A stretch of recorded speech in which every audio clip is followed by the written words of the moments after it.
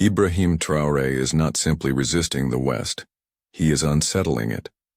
Among the few African leaders of modern times who have truly rattled the Western order, he stands out. But what hidden truth does he understand that forced France to retreat and made Washington hesitate in silence? The answer begins not with a war but with a pen. On an unassuming day in February 2023, Traoré signed a directive that would echo across continents. Every French soldier must leave Burkina Faso within 1 month.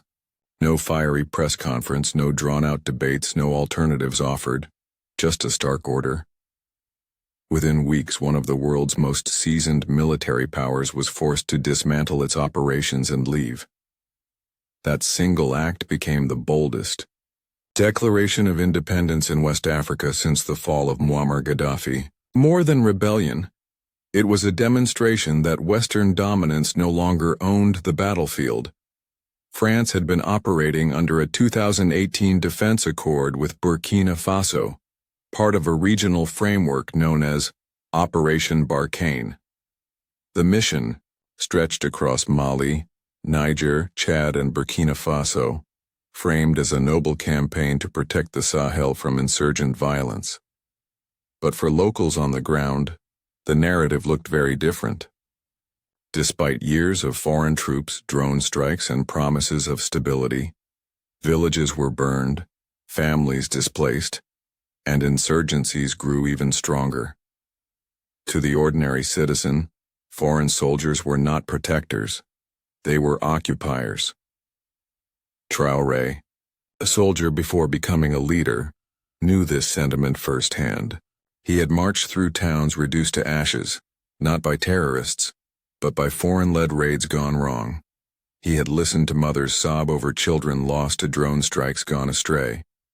So, when he rose to power in September 2022 through a coup, he did not stand before his people with slogans or half-hearted promises.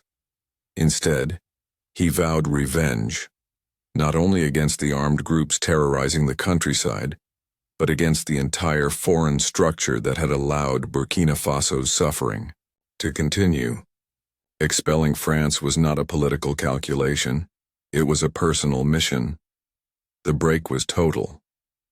Within weeks, not just soldiers but diplomats were gone.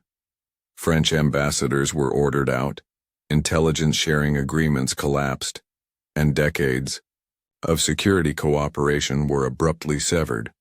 Burkina Faso, once seen as a cornerstone of French influence, had turned its back entirely in less than 30 days. To Paris, this was reckless. To the people, it was liberation. Across cities and villages, celebrations erupted, crowds waving Russian flags, chanting Traoré's name, praising him not just as a president, but as an exorcist who had cast out a colonial ghost.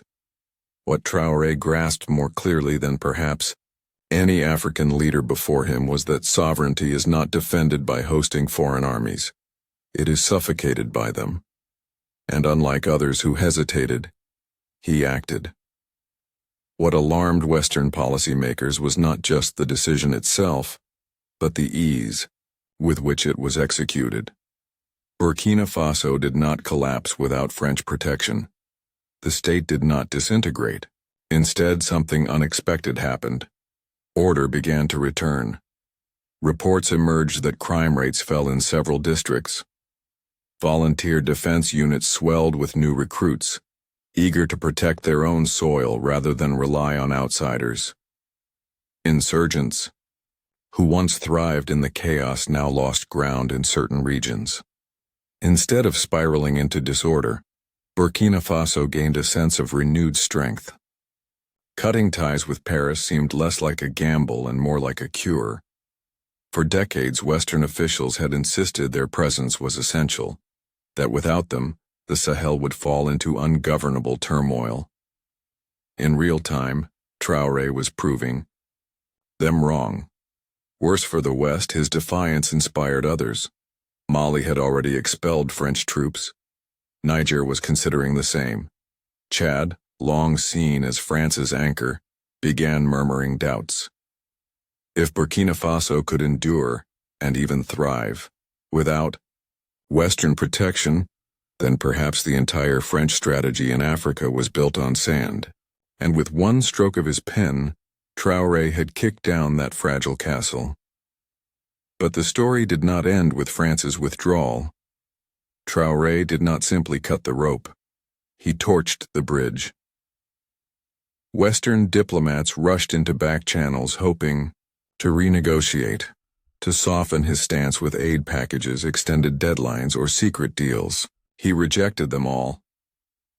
One senior French official confided that Traoré behaved as though he feared no consequences, as if he already had a new shield. And indeed, he did. As French convoys departed Ouagadougou, Russian cargo planes began arriving, quietly. French flags lowered from bases and government buildings were replaced not by empty poles, but by the tricolor of another empire. This time red, blue, and white, the banner of Moscow. To Western analysts, this was a nightmare unfolding, in slow motion. Traoré was not bargaining between two great powers for advantage. He was choosing sides decisively and permanently. What made him so dangerous in Western eyes was his composure. He expelled France not with fury or disorder, but with deliberate calm. His move resembled not a rebellion, but a software reset. Burkina Faso was installing a new security system, one that required no approval from Washington or Paris. If he could do this with France, what would stop him from doing it with the United States or any other power still clinging to influence? In Africa, Russia, meanwhile, wasted no time.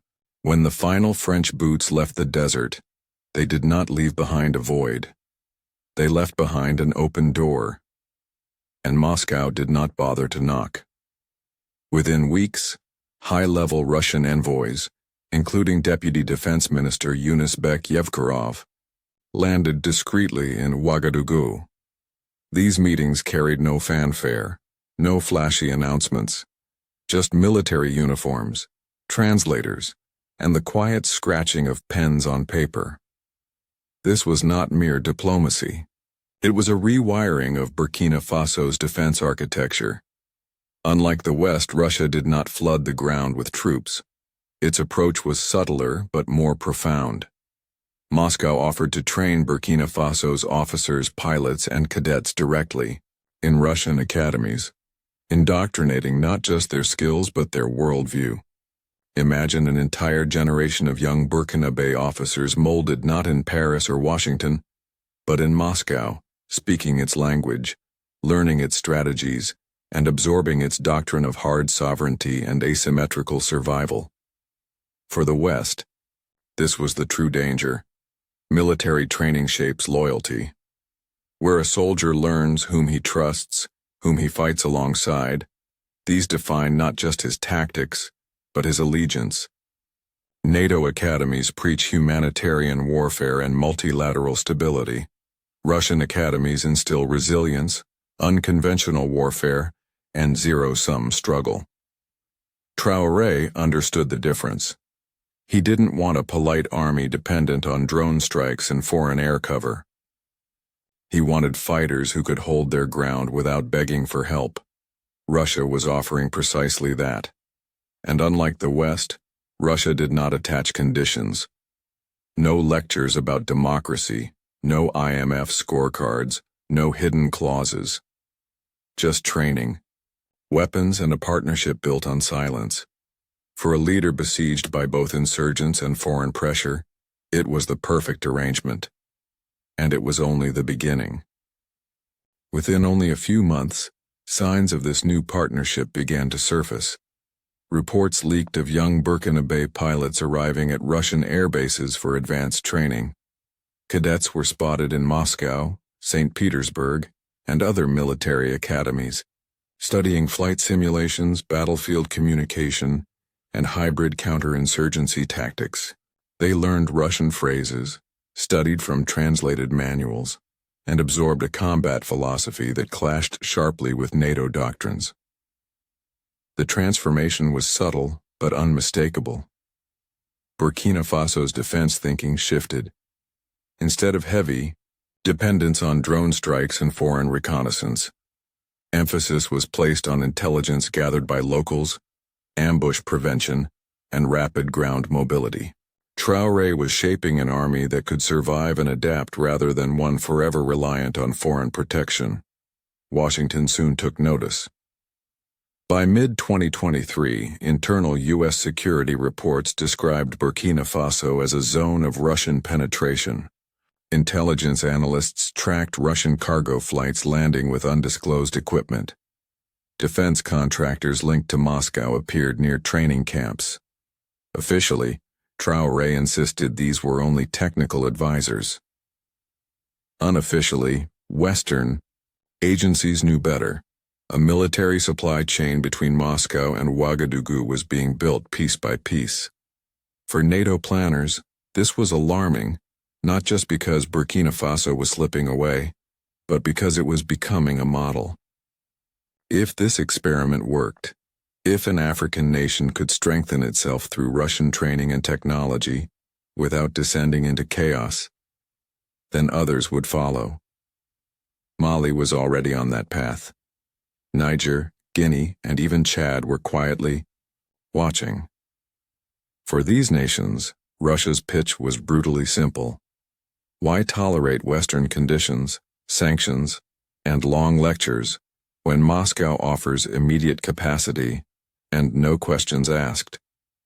What unsettled Western powers even more was the cultural shift that followed the military one. Russian advisors held workshops in local academies. Soldiers began adopting Russian-style salutes. Military libraries filled with translated Russian strategy guides. At rallies, commanders spoke using rhetoric that mirrored Moscow's worldview. The alliance was no longer just about weapons, it was psychological, even spiritual.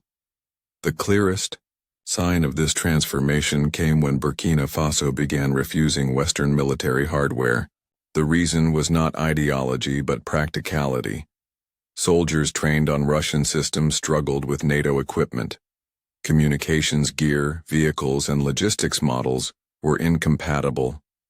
Over time, Western technology became less useful, sometimes even obstructive. By locking its forces into Russian methods and machinery, Burkina Faso was effectively reprogramming its entire military identity. And the results came quickly. By late 2023, Burkinabe troops launched localized campaigns in the north that showed real progress. Intelligence collection improved, insurgent ambushes declined, and morale rose among soldiers. Desertion rates, which had plagued the army for years, began to drop.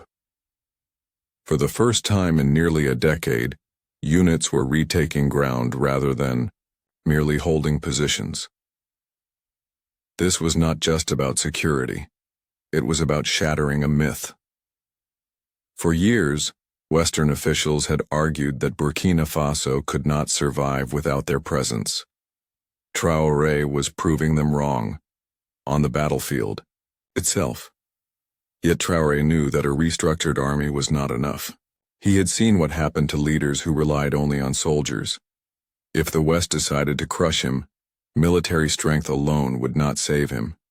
He needed alliances that went deeper, economic, symbolic, and even nuclear. That next step began quietly, with a handshake that wasn't captured for headlines. In July 2023, Traoré arrived at the Russia-Africa Summit in St. Petersburg. Unlike many African leaders who attended these gatherings to secure aid or negotiate trade, Traoré came with a mission. He wasn't looking to play East against West. He wasn't there to bargain. He came to align. When he met Vladimir Putin, their objectives overlapped seamlessly. Putin, isolated by Western sanctions and desperate for allies beyond Europe, sought loyal partners who would not only tolerate Russia's presence but welcome it. Traoré, isolated from the West yet celebrated by Pan-African movements, sought an alternative path free from debt traps, energy monopolies, and neo-colonial tutelage. Both men recognized the other's value instantly. The West misunderstood this summit. Western commentators dismissed it as a symbolic gesture, assuming the deals signed were just about arms shipments or diplomatic theater. But in reality, it was about permanence. Soon after the summit, cooperation agreements between Russia and Burkina Faso expanded far beyond defense. One of the most striking deals involved energy. Russia's nuclear agency, Rosatom, quietly entered talks with Burkina Faso to explore civilian nuclear power. For most of the world, the idea seemed absurd. One of the poorest nations on Earth planning a nuclear energy program? Yet for Traoré, it was a breakthrough. His country had long been trapped in unreliable energy grids dominated by French and European corporations. Blackouts were frequent. Citizens paid high costs while foreign firms profited. Nuclear power offered something radical, a chance to industrialize on Burkina Faso's own terms. Western analysts scoffed, calling the project unrealistic. But Traoré saw beyond that. If Burkina Faso could harness nuclear energy, even on a small scale, it would liberate the nation from dependency. Cheaper energy meant factories, jobs, and leverage over its own development. And if Burkina Faso succeeded, other African nations might try the same. To the West, that was a nightmare scenario. The alliance with Russia also extended into mining, agriculture, and cybersecurity. For decades, French companies had extracted Burkina Faso's gold with little reinvestment. Russian partnerships promised to bring technology and profit sharing, ensuring more benefits stayed within the country. Food security agreements sought to reduce reliance on Western imports. Cybersecurity cooperation aimed to shield the government from foreign surveillance. This was not just about fighting insurgents anymore. It was about redesigning the economic architecture of the nation. The implications were enormous. Western influence in Africa had long depended on aid, loans, and reforms enforced by the IMF and World Bank. But Traoré wasn't asking for loans. He was asking for sovereignty. And Moscow, unlike Washington or Paris, was willing to say yes. That made the West deeply uneasy. Military cooperation with Russia was troubling enough. But when an African leader began restructuring his country's economy, energy, and security around Moscow, it represented a long-term shift. It wasn't transactional, it was transformational. And Traoré was not shy about it. He publicly described Russia as a strategic ally, a phrase unusual in diplomatic circles because it implied deep trust and lasting partnership. He joined regional alliances like the Alliance of Sahel States, which openly rejected Western interference. He encouraged other African leaders to follow his path, and youth movements across Mali, Niger, and Guinea began waving Russian flags, echoing Burkina Faso's defiance. This is when Western intelligence agencies truly began to panic. The problem was no longer just Traoré's military pivot. It was his influence. His example became contagious. Across the region, activists, students, and even some governments began looking at Moscow as a serious alternative to the West. Telegram channels spread Russian narratives in African languages. Pan-African, anti-Western networks began to emerge, with Traoré seen as one of their architects. Perhaps the most striking part was his silence. Unlike many leaders who expelled Western powers only to beg them back later with concessions, Traoré never asked for their return. He made no pleas for sanctions to be lifted. He made no backdoor offers of compromise. His silence itself became a statement. We don't need you anymore. By the end of 2024, Burkina Faso's coordination with Moscow deepened further. More delegations traveled to Russia. Discussions of a formal security pact surfaced, one resembling Cold War alliances, but this time initiated by African nations themselves. It was no longer about the USSR propping up dictators. It was about modern Russia building new centers of influence by invitation, and the invitation had been extended by Traoré. For Western strategists, this was a nightmare taking shape, because the threat was not only what he had already done. The real danger was what he was building next. The deeper this alignment grew, the more whispers emerged about another element of the partnership, one the West feared more than all the rest: mercenaries. Not uniformed armies, not official advisors, but shadowy fighters who answer to no flag and sign no treaties. In Burkina Faso, they were never officially confirmed. Traoré called them advisors. Reports described them as foreign technical specialists. But intelligence circles repeated a single name over and over: Wagner. For years, Wagner, the infamous Russian private military company, had been Moscow's unofficial tool across Africa.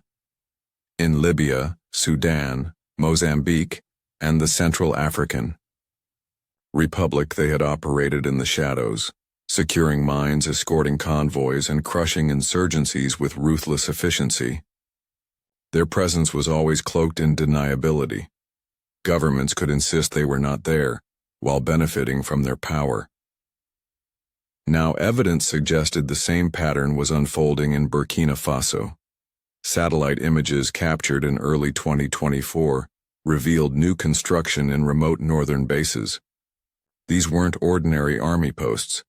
They resembled fortified compounds seen in other Wagner operations, training facilities hidden in the desert. Villagers nearby spoke of men with unfamiliar accents, handling drones, coordinating ambushes, and moving with a precision unlike local troops. Some described strange flags. Others spoke of a brutality that terrified even the insurgents. Officially, nothing could be proven. Unofficially, the signs were too many to ignore. This ambiguity was not a flaw for Traoré. It was a shield. He didn't need to confirm Wagner's presence. The possibility alone was enough to unsettle the West and reassure his supporters. To France and the United States, the risk was explosive. If Russian mercenaries were truly active in Burkina Faso, then the conflict in the Sahel was no longer just a local struggle. It had become part of a wider proxy war, where local bullets carried foreign fingerprints. For the West, Wagner represented something uniquely dangerous. State militaries are bound by international law, by treaties, by oversight. Mercenaries are bound only by contracts and objectives. They do not negotiate, they execute, they secure mines, eliminate enemies, and vanish. In Sudan, in Libya, in Mozambique, their reputation was the same: effectiveness mixed with fear, loyalty mixed with brutality. In every case, they advanced Russia's goals while giving Moscow plausible deniability. In Burkina Faso, this gray zone warfare gave Traoré leverage. He could insist to his people and to the world that his struggle was sovereign, free from foreign boots. At the same time, he could benefit from a lethal edge, delivered by operatives whose very existence could never be pinned down with certainty. It was the perfect arrangement: local independence paired with hidden foreign strength. What unsettled Western governments even more was the reaction of the people. Villages once abandoned under French watch began reporting signs of security. Farmers returned to fields. Roads once too dangerous for travel were being patrolled. Community defense groups were suddenly better equipped and better trained. Whether these improvements came from Russian operatives, Burkinabe soldiers trained by Moscow, or a mix of both didn't matter. What mattered was perception, and people perceived safety. In war, perception is power. For decades, Western interventions in the Sahel had promised stability, but delivered bureaucracy in half measures. Now, under Traoré's watch, Security was improving however it was achieved. In marketplaces and cafes, ordinary people repeated the same words. He delivers results. That was enough to shift loyalty, to rewrite narratives, to erode Western's credibility faster than any propaganda could. The irony was sharp. For years, Western officials warned African nations about Russian influence, about mercenaries, about authoritarian traps. But their own interventions had failed to provide the very thing people wanted most, dignity and safety. Traoré, by refusing Western lectures and embracing Russian support, whether official or in the shadows, was giving his citizens both. And so, for Western strategists, the real question became irrelevant. It no longer mattered whether Wagner operatives were truly there. The damage to Western influence was already done. The monopoly on military solutions had been broken. The loyalty of Burkina Faso's people had shifted, and a new alliance, one unafraid of secrecy, unafraid of shadows, was taking root. Traoré was not merely building an army. He was constructing a fortress, one that combined African defiance with Russian resources, one that operated without UN mandates or Paris signatures. His strategy was not chaos but quiet permanence. He had severed the old system and replaced it with something the West could neither control nor fully understand. And now the fear spreading through Washington and Paris is no longer if other nations will follow, but when. Mali already has, Niger may be next. Guinea, Chad, and others are listening. The Sahel is no longer a backyard for France or America. It is becoming the front line of a new global rivalry. This is why Traoré terrifies the West. Not just for what he has already done, expelling France, embracing Russia, reprogramming his army, but for what he represents. A movement. A model. A reminder that Africa can chart its own course without asking permission. In Ouagadougou he speaks little, but his silence echoes across continents. He does not plead for sanctions relief. He does not invite old partners back. His message is unspoken but unmistakable. We don't need you anymore. And for the first time in decades, the West has no answer. So the question now is not whether Traoré can survive, but whether anyone can stop the momentum he has unleashed. Because his strength lies not only in soldiers or alliances, but in symbols. In the flags waved by crowds, in the chants of young Africans, in the determination of villages that now believe they can stand without foreign masters. The West once claimed that without them, Africa would collapse. Traoré is proving the opposite. Without them, Africa might finally rise. Do you think the West should be afraid of Ibrahim Traoré? Can anyone force him or Africa back into submission? Share your thoughts. And if you want to hear more stories about Voice of Africa history, culture, and resistance, don't forget to subscribe to our channel and hit the bell icon so you never miss an update.